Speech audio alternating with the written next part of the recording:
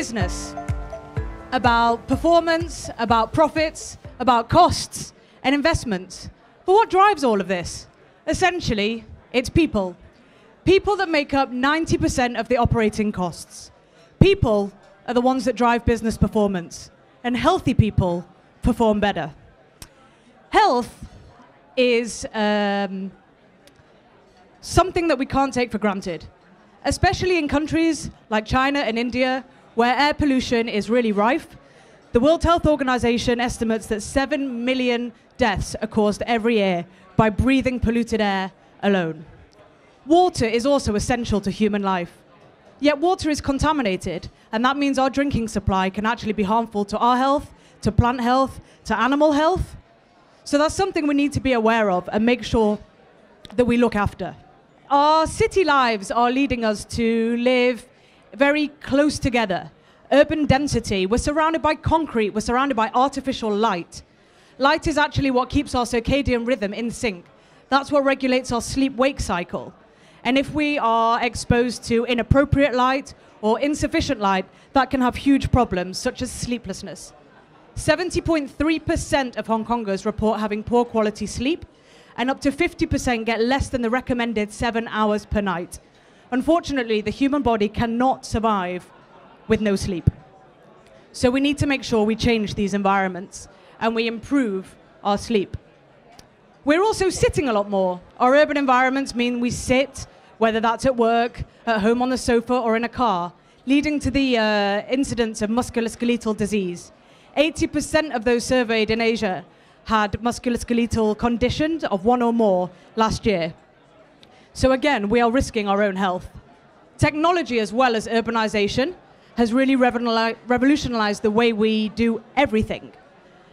The way we work, the way we play, the way we communicate, the way we transport, there pretty much is an app for everything. That has pros, but it also has some cons, and we need to be mindful of how we use technology. We're always connected. Everybody is always on some form of technology. It's good because we're connected to our families, we're connected to information, we're connected, though, also to work. Does that mean that we have a lack of human interaction? Perhaps we're looking at our screens too much. Perhaps we're experiencing information overload, which blurs our focus. Do we really focus all the time? When we're on, are we really on? Or is it a case of presenteeism, when we turn up physically, but really we're not actually there? This is causing companies losses of billions. It's not all bad news. Technology has actually let us improve our wellness in some ways. The rise of wearables has let people track lots and lots of health, and employers have actually jumped on this by introducing competitions, online platforms, ways in which people can keep health at the forefront of their minds. Not just online, but also through the design of building space. So people have started to build wellness into their workplace strategies and workplace design. Wellness standards have emerged over the last few years. The Well Building Standard being one, which was launched in 2014, now has over 860 projects worldwide, with the biggest market here in Asia. Last week, on Thursday, they actually released Well version 2, which is the next step of the wellness journey. That expanded the original 7 concepts to 10, calling out materials, sound, and community as standalone items, and changing the fitness concept to movement, showing that that's actually what we need to be thinking about in our days. So who is doing this?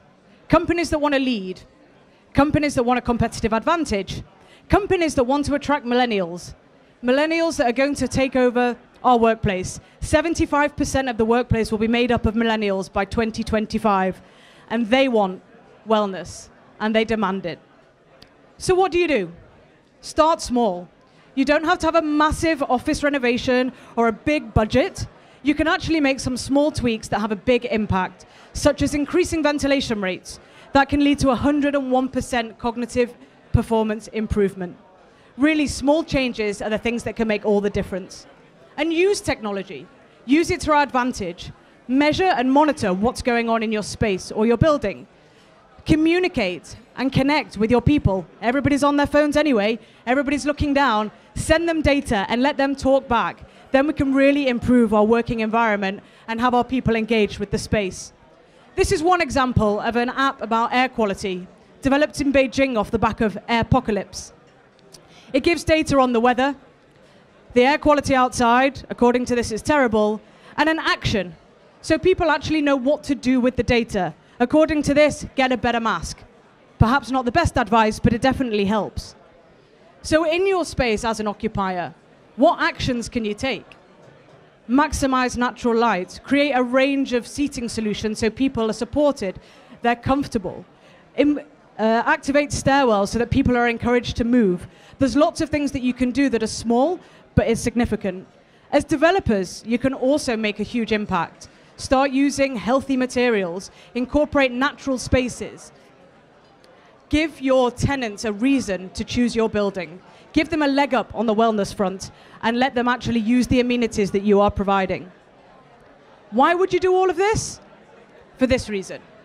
Reduce sickness so that people can actually work properly. Reduce employee turnover. Don't have them running away to a competitor who's doing it better. Increase productivity. Have people that are actually working when they're at work. All of this leads to big profits. All of this investment, you can see ROI on your bottom line. And why? Because when we Google wellness, this is what you see. You don't see high panels and lots of gray all around the place. So we can start to design our offices, our workplaces, our communities and companies so that we don't just survive, but that we actually thrive. This is our natural environment.